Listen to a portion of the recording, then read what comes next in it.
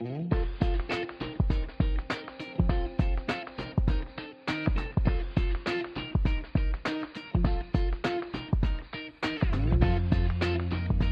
va peut-être changer un petit peu d'horizon, parce que là, moi, je vais parler de la France et puis je vais parler de Nantes et de Nantes, de ce que je fais. Donc ça va être très égocentré, mais comme j'ai un ego surdimensionné, ça va aller.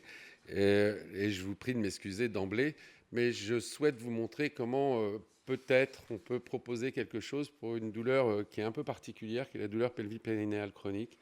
Et donc j'insiste, ça sera surtout sur la chronicité, et c'est donc d'emblée l'idée qu'on ne va pas avoir forcément des traitements qui vont résoudre les affaires, et en particulier pas un traitement miracle qui peut être miracle ailleurs, en particulier dans les douleurs aiguës, qui est la morphine. Donc je travaille dans un centre qui a la particularité d'être un des 2 centres français travaillant dans une structure à but lucratif, mais néanmoins je travaille aussi à l'intérieur d'un centre fédératif de douleurs, puisque Nantes a la particularité d'avoir 3 centres de douleurs sur une seule ville. Donc on s'est réunis en 3 centres. Et enfin, pour la part concernant les douleurs pelvipérinéales, dans un centre fédératif qui rejoint l'hôpital, le CHU, et l'hôpital privé dans lequel je travaille. Mais ça, c'est plus spécifiquement sur la problématique pelvipérinéale qui déborde finalement la douleur. Alors, qu'est-ce que c'est qu'une douleur pelvipérinéale chronique ? C'est d'abord une sensation, c'est donc que ça naît, là, en termes de sensation, pas d'origine, mais que ça naît donc dans le cerveau des patients, et des patientes en l'occurrence. Et ce que je veux dire par là, c'est qu'à partir du moment où une femme et un homme, mais là on va parler des femmes, parlent de douleur du pelvis, c'est elle qui a raison, point. Aller chercher de savoir ce qui s'est passé quand elle avait 4 ans. Je suis le premier à trouver ça très important, mais la plainte, elle est d'abord au niveau pelvipérinéal. Et donc, ça veut dire qu'il faut aussi s'intéresser à l'anatomie, et c'est une des caractéristiques de notre groupe, c'est qu'on a beaucoup axé sur l'anatomie, et c'est intéressant dans ce cadre-là, puisque c'est une douleur qui va se situer à une zone de convergence où plusieurs filières vont être en cause, et ça va être la filière vésicale, bien entendu, la filière sexuelle, la filière digestive, mais aussi les os et aussi le pubis. Et s'agissant de douleur, il faut s'intéresser, bien entendu, à la façon dont le message nociceptif, non douloureux, nociceptif, donc le message qui va créer de la douleur, quelle voie va-t-il emprunter? Et on voit que ça va être radicalement différent, qu'il s'agisse du périnée, c'est-à-dire ce qui se situe entre le sexe et le clitoris, entre l'anus et le clitoris, excusez-moi, chez la femme, entre l'anus et la verge chez l'homme, d'une part, en dessous du muscle élévateur ani, et ce qui se passe, qui est innervé par une innervation mixte, portée essentiellement par le nerf pudendal, et ce qui se passe au-dessus, c'est-à-dire les organes en fait qui s'y trouvent, c'est-à-dire la vessie, le rectum ou l'utérus et la partie haute du vagin, qui bénéficient d'une innervation exclusivement végétative et dont l'expression va être radicalement différente, et les traitements aussi d'ailleurs, puisque en fait, ça sera des douleurs viscérales. Et on ne pourra pas appliquer fondamentalement les mêmes règles que, par exemple, dans les douleurs neuropathiques. Alors, avant de parler, on en a parlé tout à l'heure quand même, avant de parler de la douleur en tant que telle, je reviens sur la nociception et sur la douleur aiguë avec 2 diapositives qui m'ont été gentiment prêtées par Guy Simonet, qui est professeur de physiologie à l'INSERM de Bordeaux, sur une étude chez le rat. Donc, vous voyez, on n'est pas sur la douleur, on est bien sur la nociception. Et donc, le concept consiste à voir à partir de quel moment, quand on appuie sur la patte du rat, il va exprimer son mécontentement, on va dire comme ça. Eh ben, quand on prend un rat sur lequel on n'a rien fait et à qui on crée une inflammation sous-cutanée, vous voyez, enfin pas très bien parce que, si c'est en blanc, le voilà, que pendant quelques jours après, enfin 3-4 jours après, la patte va être hypersensible à l'endroit où on a fait l'inflammation. Bon, il n'y a rien de choquant, c'est une sorte de cicatrisation, on a tous eu ça. La seule chose, c'est que si on soumet ce rat une semaine avant à un stress qui, en l'occurrence, était du bruit fortement, un bruit très inquiétant pour lui, on voit que, le stress, au moment où il a lieu, a une action analgésique, mais qu'en revanche, après, lorsque le même animal subit un traumatisme, on va avoir une période alors que ça joue sur la cicatrisation ou sur d'autres phénomènes, on s'en fout là en l'occurrence, c'est une période dans laquelle la patte va être hypersensible. Et si on soumet ce même rat à 2 stress, on voit le même phénomène arriver, le deuxième stress étant moins analgésique, mais par contre, les conséquences sur la douleur après sont beaucoup plus importantes. Et évidemment, quand on le soumet à 3 stress, au fur et à mesure, les épisodes de stress deviennent de moins en moins analgésiques. En revanche, ils préparent le terrain pour la suite. Alors, bien sûr, on ne parle pas de douleur, on parle de nociception. Mais néanmoins, c'est difficile de parler de douleur sans nociception. Et quand la nociception est activée plus facilement, il paraît évident que la douleur sera plus importante. C'est-à-dire que d'emblée, on ne va pas s'intéresser que à ce qui crée la douleur au moment donné. Là, ici, c'est à l'inflammation, mais aussi, bien entendu, à la vulnérabilité propre du patient qui dépend, entre autres choses, de sa vie. Revenir un peu aussi sur les morphiniques, c'est ici, là, le même type d'étude sur un rat, toujours avec un test à la pression vocale. En fait, on incise le rat et on lui met des morphiniques en même temps, c'est-à-dire qu'on lui fait une opération chirurgicale, finalement. Je vous rappelle quand même que la deuxième cause de douleur chronique dans les pays occidentaux hors cancer, c'est la chirurgie. Alors, et on voit que la morphine commence par agir en augmentant le seuil à la douleur, mais qu'après, il y a une phase où c'est au contraire une hypersensibilisation locale. Alors, on peut toujours dire que c'est lié à l'incision, pourquoi pas. Le seul problème, c'est que si on regarde ce qui se passe de l'autre côté, sur la patte qui n'a pas été incisée, on retrouve le même phénomène. Et donc là, c'est plutôt en rapport avec la morphine, voire avec la douleur après, peut-être, ça j'en sais rien. Mais il y a une partie d'hypersensibilisation. Et si on laisse passer le temps, et vous voyez qu'on est revenu en baseline, donc la cicatrisation s'est faite, et que là on fait une inflammation, et ben on va créer une hypersensibilisation comme on l'a vu tout à l'heure. Mais le problème, c'est que chez les rats qui ont eu de la morphine, ça dure 5 fois plus longtemps à peu près. Et ça, c'est en aigu. C'est exactement pareil pour le chronique. Les enfants qui ont été traités, je ne dis pas qu'il ne faut pas le faire pour des soins de douleur liés à des pansements de brûlure, par exemple, ont une perturbation de leur système nociceptif 20 ans après. Donc, bien sûr qu'il faut utiliser la morphine, bien sûr qu'il faut l'utiliser et à bon escient. Par contre, il faut savoir aussi ce qu'on amène. Juste un petit détail technique sur la plasticité. Je vous ai montré tout à l'heure que les organes qui nous intéressaient dans le pelvis étaient fort proches les uns des autres. Vous voyez qu'on crée une hypersensibilité qui se déplace sur un organe sain, en l'occurrence la patte qui a été incisée la première fois. Ça veut dire qu'il y a une plasticité et que ça se passe au niveau central. Et on peut tout à fait comprendre, et ça a été archi montré chez l'animal, et chez l'homme aussi, mais bien mieux chez l'animal, qu'une inflammation du rectum va provoquer une inflammation du vagin. Ça, c'était chez la lapine, et c'est Marianne Gianbardino qui a montré ça de façon absolument magnifique.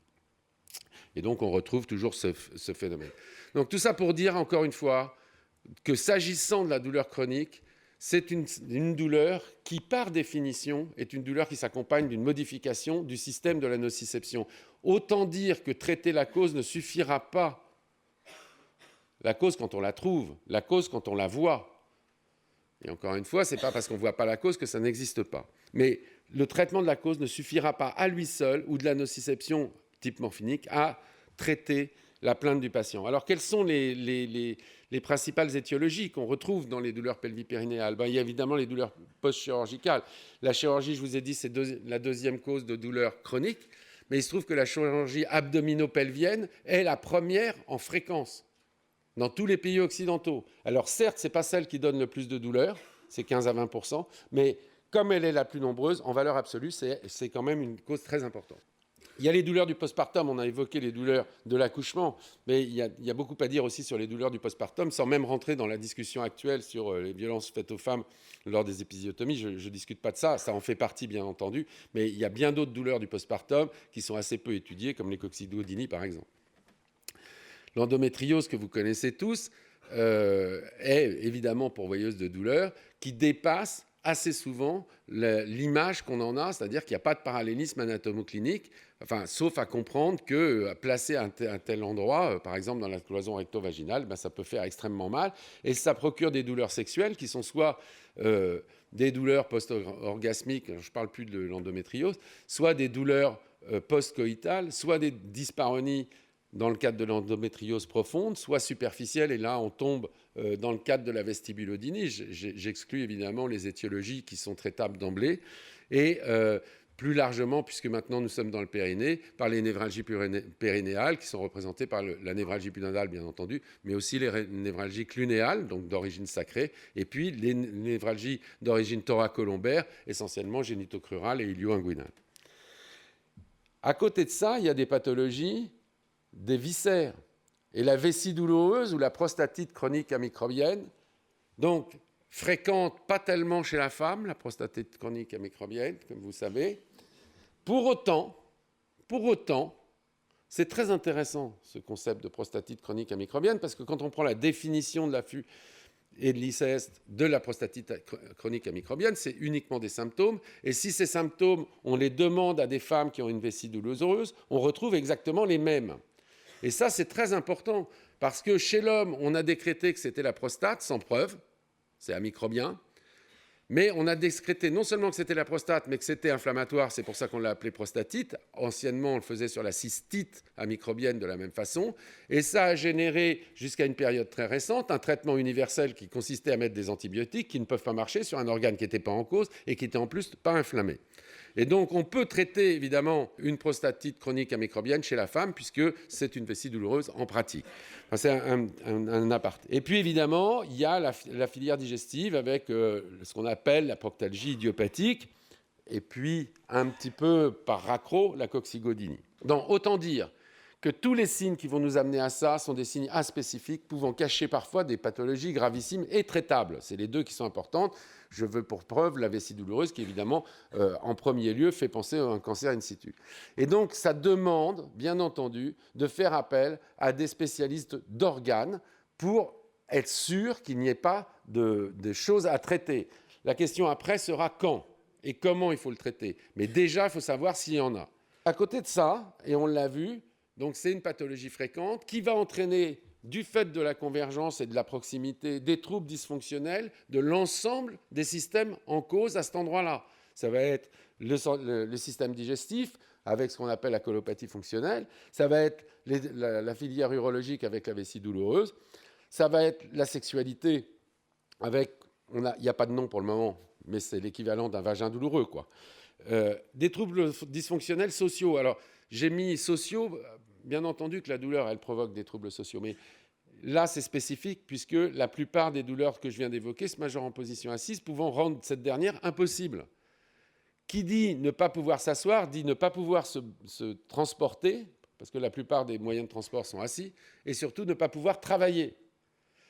Évidemment, des troubles dysfonctionnels psychologiques, on l'a évoqué tout à l'heure, qui peuvent être conséquentiels au fait d'avoir mal en permanence, et qui peuvent être préalables au titre, par exemple, des PTSD, bien entendu, puisqu'il y a des relations directes, enfin, une corrélation étroite plutôt entre antécédents d'abus et douleurs pelviennes, sans que ça veuille dire en aucun cas, bien entendu, que le fait d'avoir des douleurs pelviennes signifie qu'on a eu un abus sexuel ou que le fait d'avoir un abus sexuel signifie qu'on aura des douleurs pelviennes. Néanmoins, ça fait partie des facteurs de vulnérabilité de la personne à une autre stimulation qui pourrait être tout à fait banale, comme par exemple l'ablation d'un stérilet. Des troubles dysfonctionnels de la nociception, comme je vous l'ai montré, il y a des modifications profondes, durables de la nociception et qui sont liées à l'histoire du patient et à son patrimoine génétique. Enfin, des troubles dysfonctionnels musculaires, je ne savais pas où le mettre, donc je l'ai mis là, parce qu'il va y avoir des conséquences musculaires de toute la sangle musculaire de cette zone-là, qui va être probablement plus une victime qu'une cause, mais néanmoins, le fait de contracter un muscle en permanence, peut-être en réaction à une douleur, va générer des douleurs, et on peut tout à fait expliquer qu'une douleur génitale profonde, par exemple une douleur ovarienne, puisse, quand ça remonte, puisque l'ovaire est innervé en L1, et que L1, c'est une voie de convergence de la motricité du muscle piriforme, contracter le piriforme et donner une sciatique. C'est assez logique quoi, dans la façon de comprendre. Et ça fait appel à un groupe de personnes qui, comme par hasard, sont réunies dans un centre d'études et de traitement de la douleur, à savoir à la fois des algologistes. Alors on dit algologistes, pas algologues, parce qu'algologues, c'est les gens qui étudient les algues. Hein. Les kinésithérapeutes, psychologues, psychiatres, ostéopathes, enfin, toutes les personnes qui pourront intervenir de façon intéressante dans ce concept. L'autre point essentiel, c'est le caractère non légitime de ces douleurs. Le plus fréquent, je vous parle des douleurs chroniques, on a beaucoup de mal à faire un rapport anatomo-clinique. Et à partir du moment où on n'a pas réussi à faire un rapport anatomo-clinique, s'agissant d'une douleur dans un endroit dont il est parfois difficile de parler, on se retrouve dans la problématique de la migraine. Vous pouvez faire tous les examens de la Terre, vous ne verrez jamais une migraine. Pour autant, ça existe a priori, puisqu'il y a à peu près 20% de la population mondiale qui en souffre et qui décrivent la même chose. Dans le cadre des douleurs pelviennes, comme on en parle moins, c'est moins connu. Et donc, très vite, et en particulier les proches, ne pouvant aider, parce que c'est extrêmement difficile à faire, vont se retrouver dans la situation de « on ne voit pas ce que c'est, donc ça n'existe pas ». Et ce caractère va majorer un sentiment qui existe d'emblée, qui est celui de l'injustice. Or, vous savez que l'injustice, France de Waal l'avait montré chez les chimpanzés, chez les bonobos, chez les dauphins, chez les éléphants, c'est un sentiment qui existe depuis fort longtemps dans notre phylogénie et qu'il est un moteur essentiel de notre façon d'avancer. Or, d'autre part, Sullivan, au Canada, a parfaitement montré aussi la corrélation étroite qu'il y a entre sensation d'injustice, intensité de la sensation d'injustice et intensité douloureuse et chronicisation de la douleur. Donc tout ce qui va majorer la sensation d'injustice va aggraver les choses. Et je m'en voudrais de vous dévoiler le sujet tout de suite, mais je ne peux pas résister à le faire. Évidemment, le pire de tout ça, c'est les expertises. Hein. Mais on reviendra dessus.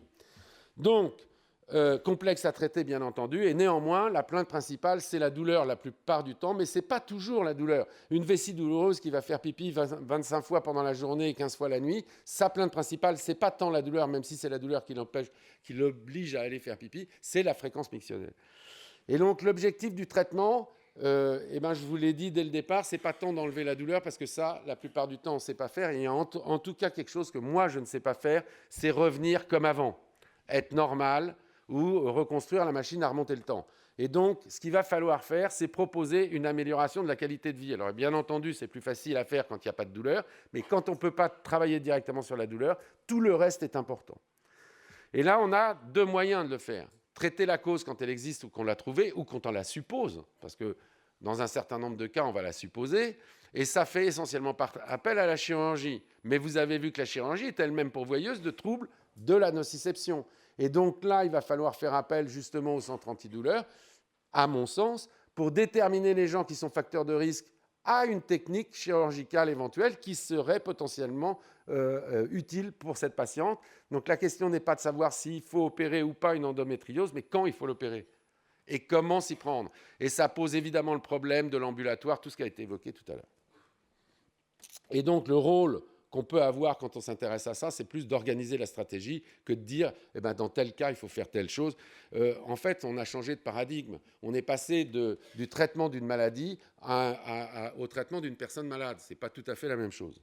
Alors, d'autant que le parcours du patient, il est particulièrement complexe, long et désespérant, puisqu'on va aller chercher quelque chose qu'on ne trouve pas, la plupart du temps, et dans ce cadre particulier, et donc on va aller passer de médecin en médecin, de spécialiste en spécialiste, le summum ayant été atteint évidemment par les experts, parce qu'il faut quand même être assez doué pour expertiser, c'est-à-dire prouver une douleur qui demeure une sensation, donc on ne peut pas prouver. Donc à partir du moment où on se met à expertiser quelque chose qu'on ne peut pas prouver, on aboutit obligatoirement à le nier. Mais enfin ça, c'est au passage.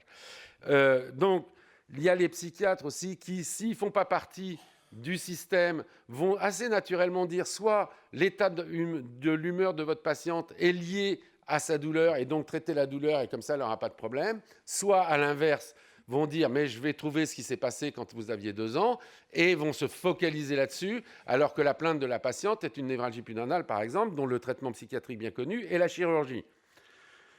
Et puis enfin, des CETD, des centres de la douleur, qui peuvent être complètement perdus aussi, parce que quand on a comme plainte principale une douleur post-éjaculatoire, la première chose qu'on pense, ce n'est pas forcément que c'est anorganique. Et donc, il faut qu'il y ait un ensemble pour travailler et pour que ça soit efficace. Et puis, les patients, ils vont aller évidemment chercher les informations là où on peut les trouver actuellement, c'est-à-dire sur Internet et chez les marabouts. Et donc, là aussi, ça va être compliqué de remettre les pendules à l'heure, en sachant qu'Internet, comme bien entendu, il y a le pire et le meilleur, mais que ce que disent les patients sur Internet est le plus souvent vrai. Le seul problème, c'est qu'il n'y a que les patients qui vont mal qui y vont, et que donc, il n'y a que des choses absolument épouvantables. Donc, à mon sens, enfin à notre sens, le principe de base, quand on est face à une douleur pelvienne chronique, c'est d'abord de valider la plainte de patient. L'origine de la douleur, elle n'est pas la tête du patient. En revanche, l'origine de la solution n'est que la tête du patient. Ça, c'est clair.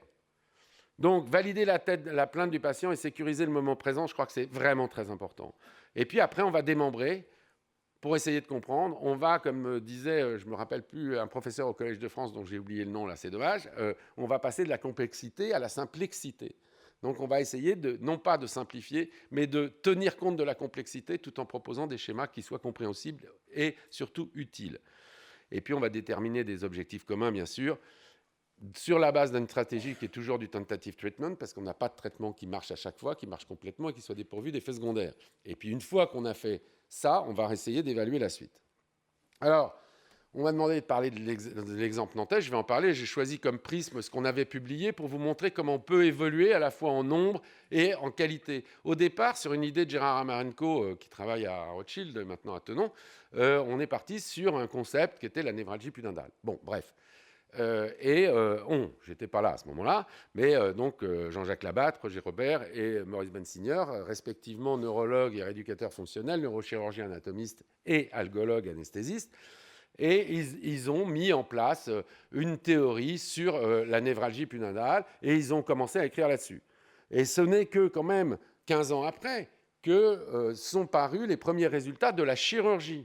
Et ce n'est que 20 ans après que sont parus avec, comme vous le voyez, votre serviteur et le professeur Rigaud, donc de nouveaux arrivants, des résultats sur les critères pour parler de cette pathologie qui n'étaient pas connus. Mais on reste toujours dans un domaine très très focal qui est celui de la névralgie. Et puis, avec le temps, ça fait 30 ans quand même que tout le monde travaille ensemble, on a commencé à avoir d'autres problèmes, comme les facteurs prédictifs de douleurs chroniques post-opératoires, dont je vous parlais tout à l'heure. Avec l'arrivée de Stéphane Plotot, qui est gynécologue et anatomiste, on est allé travailler sur les nouveaux concepts de prise en charge de ces douleurs. Et puis, toujours en continuant à travailler sur des à côté.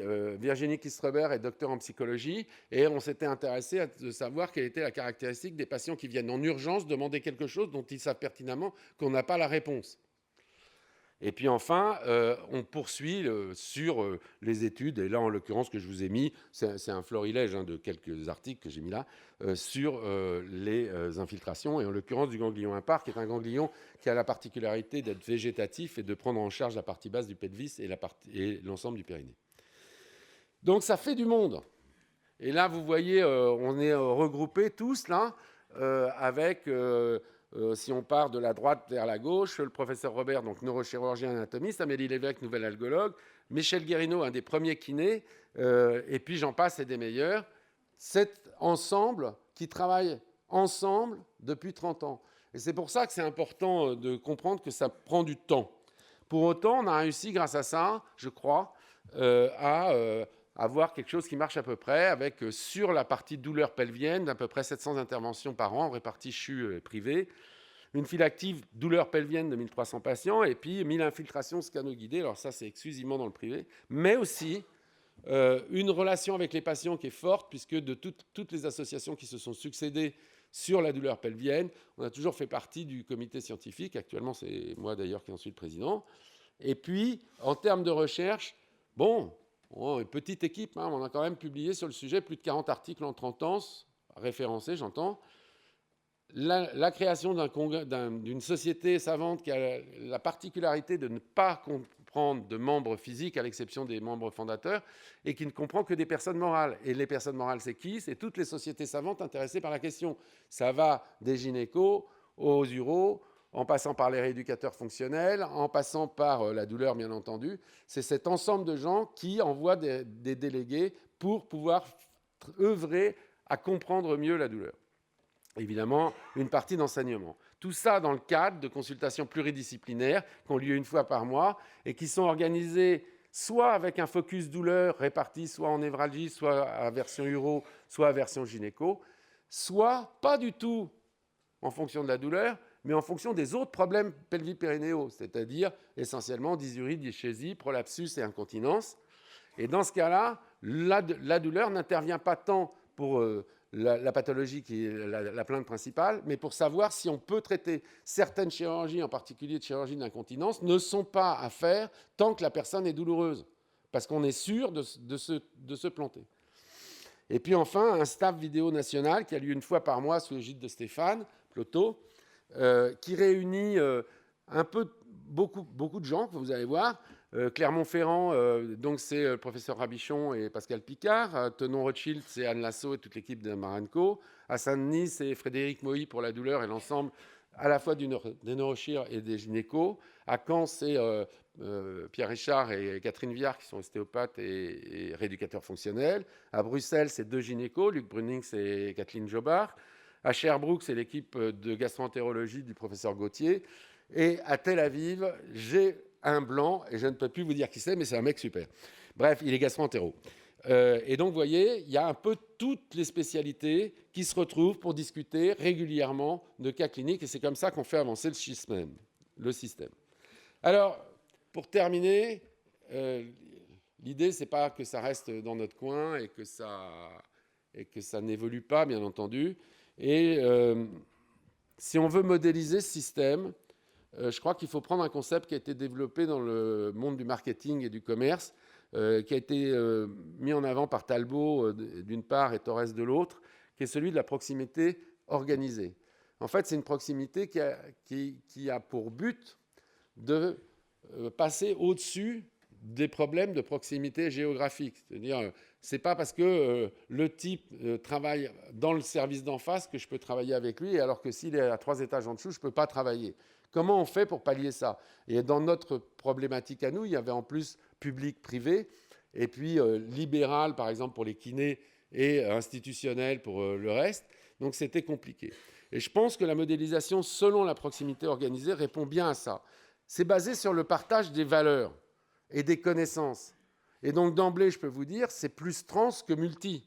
Parce que le but, c'est de générer une synergie, pas d'être addictif. Non, pas addiction. Addition. C'est pas d'additionner les différentes compétences, c'est de les majorer. Et ça doit profiter, bien entendu, à l'ensemble de la filière et donc aux patients, c'est quand même la base, et à chacun des participants. Et ça nécessite d'être organisé sous la responsabilité d'un opérateur qui fait partie du système et pas d'un administratif qui va changer tous les 4 ans et qui ne comprend rien à rien. Alors, le truc, c'est qu'il y a des freins. Et le premier frein, c'est l'évaluation de ce qu'on fait. Parce que c'est difficile sur des douleurs chroniques, par définition, avec des traitements qui ne sont pas en noir-blanc, d'arriver à évaluer si ce qu'on fait est intéressant ou pas. Pour autant, c'est très important de le faire parce que ça justifie des coûts que l'on demande. Malheureusement, avant de pouvoir l'évaluer, il faut pouvoir vivre. Et clairement, la non-revalorisation des actes qu'avait évoqué Isabelle tout à l'heure, que ça soit en douleur, mais c'est vrai en chirurgie aussi, une coccygectomie par exemple, c'est impossible à réaliser, vu le coût et le temps que ça prend. C'est petite chirurgie, mais comme c'est pas payé du tout, c'est déficitaire, que ça soit dans le public ou dans le privé, la problématique est la même. Et puis, bien sûr, des moments de réflexion. Comme l'a dit Isabelle tout à l'heure, des CETD plus que fragilisés, qui sont vraiment dans la souffrance actuellement, et donc c'est difficile de leur demander de travailler en plus, alors qu'actuellement, ils ne savent pas comment vivre et qui vivent à coup de subvention qui est basé non pas sur leur travail clinique, mais sur un travail plutôt universitaire. Donc on marche sur la tête, mais c'est français. Des rapports à l'industrie qui deviennent de plus en plus complexes, avec des bonnes raisons. La question n'est pas de savoir s'il n'y a pas de bonnes raisons ou pas, mais clairement, le fait de formaliser de façon plus importante les rapports à l'industrie, qui pouvaient être une source de financement, la tari. Et enfin, le manque d'enthousiasme, bien entendu, le manque d'enthousiasme. Les administratifs doivent là avoir un rôle fondamental, extrêmement important, mais malheureusement peu valorisant et peu valorisé, qui est un rôle de facilitateur. Mais eux, quand on leur donne le bébé, ils veulent être soit gestionnaires, soit à l'origine du truc. Évidemment, ça ne peut pas marcher. Alors, quels sont les impératifs pour que ça marche? La pérennité, la stabilité, vous avez vu, ça dure depuis 30 ans avec à peu près les mêmes gens, même s'il y a des gens qui arrivent au fur et à mesure. Et évidemment, la confiance et le respect, c'est fondamental. Je parle entre nous, entre gens qui veulent travailler ensemble. Une volonté qui part de la base et pas du haut, parce que c'est la base qui décide de travailler ensemble. Préférer le bon collaborateur plutôt que d'avoir absolument un gynéco, un gastro, un machin, il vaut mieux savoir travailler avec des personnes plus qu'avec des spécialistes. Trans plus que de multidisciplinarité, bien entendu. Et c'est plutôt utile de travailler en mélange privé-public parce qu'on équilibre les défauts et on améliore les qualités, de mon expérience. Évidemment, des bonnes relations avec les associations de patients parce que quand même, tout est fait. Le but de ça, in fine, ce n'est pas uniquement de se faire plaisir, ce n'est pas uniquement de valoriser son ego, même si c'est très important, c'est quand même d'arriver à mieux prendre en charge et à mieux soulager les patients. Et puis des réseaux, parce qu'on ne sait pas tout faire, en particulier, nous, on n'a pas de dermato direct dans l'équipe, mais c'est très important d'avoir un dermato, par exemple. Alors, je vais terminer là-dessus. Je ne sais pas si vous connaissez Nantes, mais il y a Royal Deluxe qui construit des trucs assez sympas. Et c'était juste pour vous dire que quand on s'y met à plusieurs et quand on travaille dans le même sens, même si chacun des gens qui sont sur la photo font des choses différentes, on arrive à faire la petite géante. Et c'est un peu ce qui pourrait être fait pour la prise en charge de la douleur pelvienne, parce que grâce à des équipes comme la nôtre, j'ai l'absence d'humilité de le dire, on peut dire qu'on est quand même dans les meilleurs du monde. Donc ça serait quand même assez sympa de pouvoir continuer dans cet axe. Je vous remercie de votre attention.